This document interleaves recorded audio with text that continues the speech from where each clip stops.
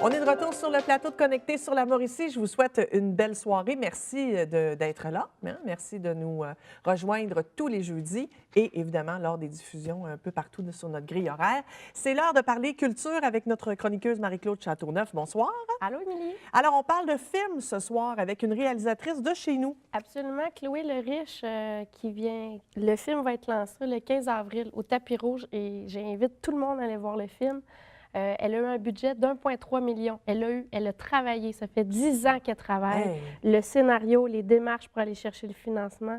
Vraiment, d'un bout à l'autre, elle a réalisé, elle a géré toute l'équipe et elle a fait aussi le montage pour son film. Le film Avant les rues. Elle porte la cause des Premières Nations.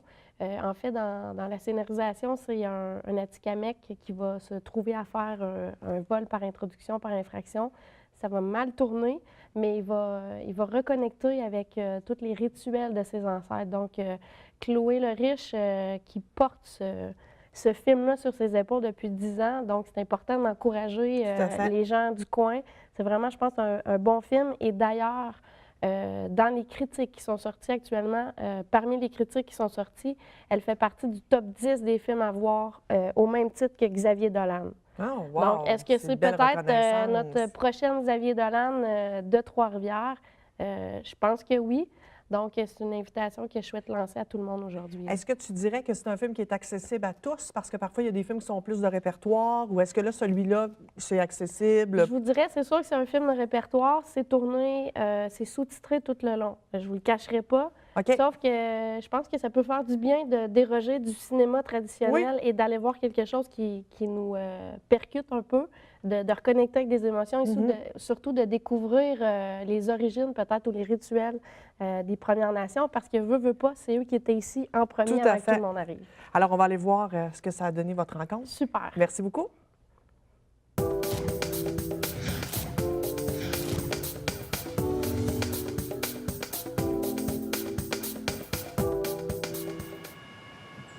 J'étais certain que c'était pour te cirer. J'étais certain. Qu'est-ce qui s'est passé?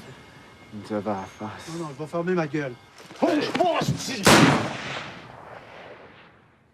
C'est un film qui raconte l'histoire de Chanook, en fait, qui est un jeune autochtone de la communauté qui vit à Manawan, dans la Naudière, et qui suit un gars de la ville et il décide de faire un vol à main armée qui vire mal.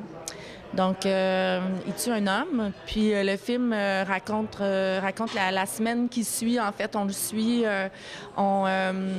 suit au moment où son beau-père, qui est interprété par Jacques, essaie de le rattraper parce que Chanook s'enfuit. Et on suit un peu comme tout ce moment-là de culpabilité qui vient après le crime, là.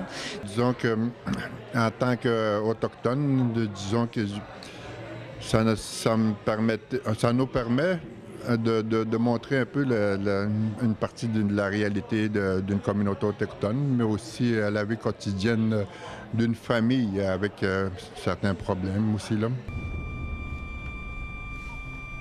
Oui, ça va, Chanook?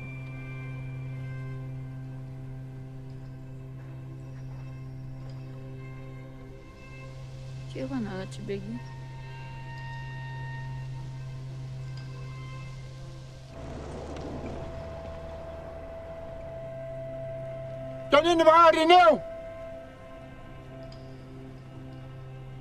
Owen, nigga!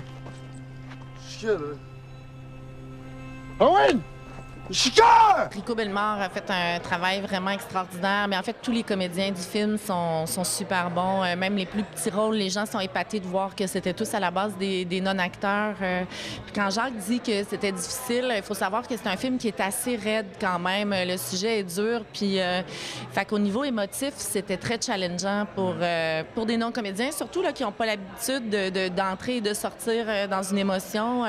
Eux, ils la vivaient, en fait, presque, là.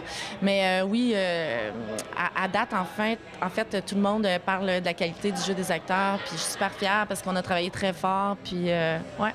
Bien, pour moi, c'est super important, en fait, qu'on apprenne à mieux connaître les Premières Nations au Québec. Je trouve qu'il y a beaucoup de racisme, en fait, malheureusement, mais il y a aussi beaucoup d'indifférence. Puis l'indifférence vient du fait que les gens ne savent pas qu'est-ce que c'est que de vivre dans une communauté autochtone et qu'est-ce qu'un autochtone, qu'est-ce qu'un Atikamekw. Puis c'était super important pour moi de faire ce film-là pour permettre aux gens d'entrer dans une famille très... tu sais, puis on parle d'une histoire qui est captivante, mais qui permet donc d'en savoir vraiment plus, mais vraiment beaucoup plus, là, je te dirais. On apprend autant sur la musique traditionnelle autochtone que sur qu'est-ce que leur lien à l'entraide, au partage, comment ils sont tissés serrés. Enfin, c'est un beau portrait, là. Danok pomchi trokbun meskuno tewengan pomchi meskunoa. Oh, je pense,